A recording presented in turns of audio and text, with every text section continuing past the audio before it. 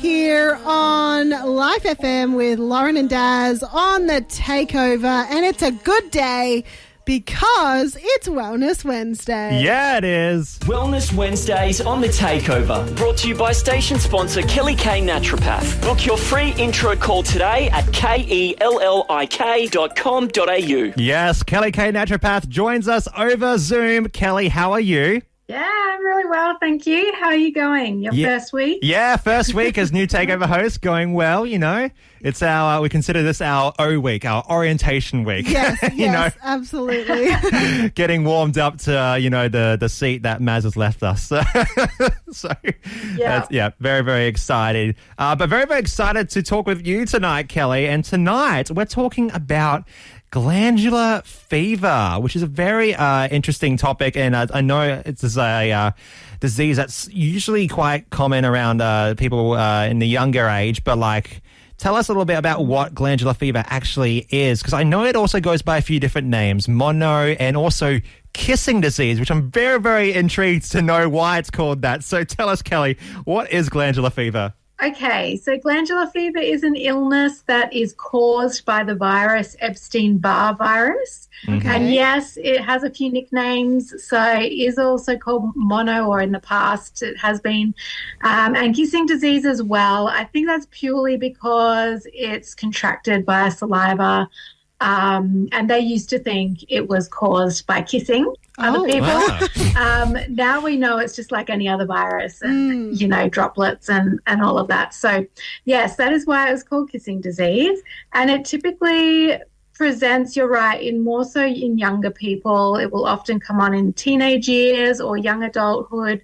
A lot of people find high school, particularly year 12, probably because of the added stress there. It can be a prime time for glandular fever to take hold. And it's kind of a bit of a feels a bit like a flu-like virus. So typically people experience very chronic fatigue, muscle aches and pains and joint aches, sometimes fevers, and a sore throat and swollen glands are a very key feature as well. And it can also impact the liver. Oh, wow. As well. So, so people can get sort of what they call a viral hepatitis, so an inflammation within the liver or the spleen because of this virus. That's so interesting. I always associated glandular fever with just tiredness and oversleeping and lethargicness. So it's really interesting hearing more about what exactly the symptoms of glandular fever are. But how exactly common is it? How many young people are getting glandular fever every year, or what's the statistics of that?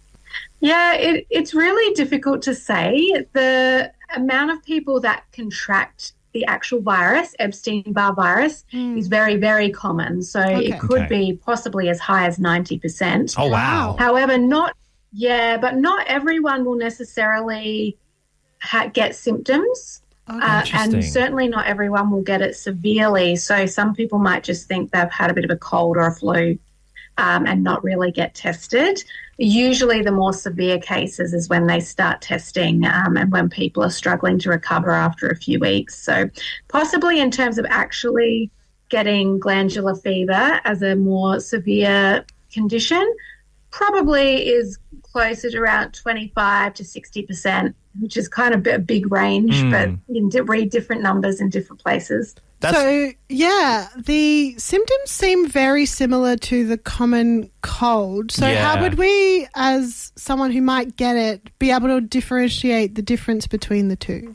Yeah, I think the fatigue is particularly severe, and there's that classic swollen lymph nodes, so really sore and swollen around the neck and the throat. And usually with the more severe cases of glandular fever, people are struggling to recover. So, 3, 4, 5 weeks are going on, and that's usually when they end up at the doctor, and the doctor will test for the Epstein-Barr virus. And that's really the only way to know that you've had it or have it. But like I said, lots of people will have had it at some point in their life and not realise Yeah, that's really interesting. So when we come back after Sam Fisher and Amy Shark, we'll dive a bit more deeper into what the more long-term effects of glandular fever and what we can actually do about it and how you can support your body through it. So we'll talk about that a little bit later on after Sam Fisher and Amy Shark, but don't go anywhere. This is High on You. You're listening to The Takeover with Daz and Lauren. First official Daz and Lauren chat with Kelli K, Naturopath. How you going, Kelli? Yes, I'm very well, thank you. How are you? Yeah, going very, very well. Very excited still, to be going through, I guess, our O-week stage. But Kelli, we're really excited to have a chat with you. And we've been chatting already a little bit about glandular fever, or also known as mono or kissing disease, or just many, many different alternations on the name. You were having a little bit of a chat with us before about how, so you mentioned before how you can go through glandular fever and not have symptoms. So for all I know, I could have had it and never known about it, right? But you mentioned something off air. You said that COVID can actually reactivate those symptoms. Yeah, so there's been a lot of research since COVID's been around the last few years, because with the whole long COVID people really struggling after that infection, and there's some thought that in some cases at least, that we see a reactivation of this Epstein-Barr virus or glandular fever virus that can contribute to those long-term, really chronic symptoms. Yeah, absolutely. Yeah. So could you tell us a little bit more about the long-term effects? So let's say it's pretty severe. What are the more severe cases or the more long-term effects from having glandular fever should you get it? Yeah, so, glandular fever, or the virus that causes glandular fever, is notorious in that it stays with you for life. So once you have Epstein-Barr, it's very, very sneaky, and it can hide in immune cells and in tissues in the body and kind of remain dormant there. But what can happen over time is that, for example, you get another virus like COVID, as we just mentioned, or you have an intense stress in your life, and that virus can reactivate and cause issues. So it's been linked with other conditions like chronic fatigue syndrome, even some sort of autoimmune neurological conditions like MS, and some rare cancers as well. So there can be some long-term effects. And it just comes down to the person and how well their body is able to manage it and keep that virus at bay. Wow, those are some really, impacting long-term effects that can happen when you have it. So when we look at now, like, the practicals of, the people who are listening who are like, oh, I want to prevent myself from getting glandular fever, or I want to help, take care of my body for the long term after I've had it. What are those sort of practical steps that people can take? Yeah, so one of the biggest things is sort of really managing your stress, and particularly if you become unwell or you know that you have it, really looking after yourself in that space, because the viruses, like most virus, the Epstein-Barr virus, is almost relies on you to be stressed out in order to activate and to be able to replicate and thrive within our body. So, but essentially waits for our defenses to be down, and then it has the opportunity to take hold again. So really, prioritizing sleep, which I feel like I say every week because it's so important, and managing that stress and nervous system response is really key. And that's both in the acute stage, so when you have all those symptoms, and long-term as well. Some other things that can be really useful is, obviously eating a whole foods diet. So making sure that you're getting lots of really great nutrients and fruits and vegetables, and avoiding sugars and processed foods as much as you can. And some nutrients like magnesium have been shown to help sort of dampen down the viral response, and also help you with stress as well. So it can help with that stress management side of things. Vitamin C is another one that can be really important here.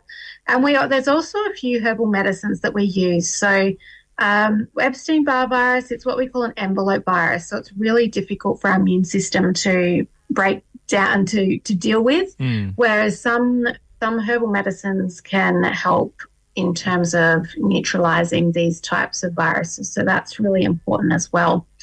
But probably I would say if you're in the acute phase, do all the normal things that you would do if you had a cold or flu. Rest, eat well, look after yourself in that way. Yeah. If weeks are going by and you're not recovering or you don't feel like you're bouncing back like you should and it's turning into a chronic fatigue sign of situation, then I would go and get some support. So I'd get some nutritional support and look at working with a practitioner to get some herbal medicines that are going to benefit you and help you get back on track. Your body might just need that extra bit of TLC to get it back on track.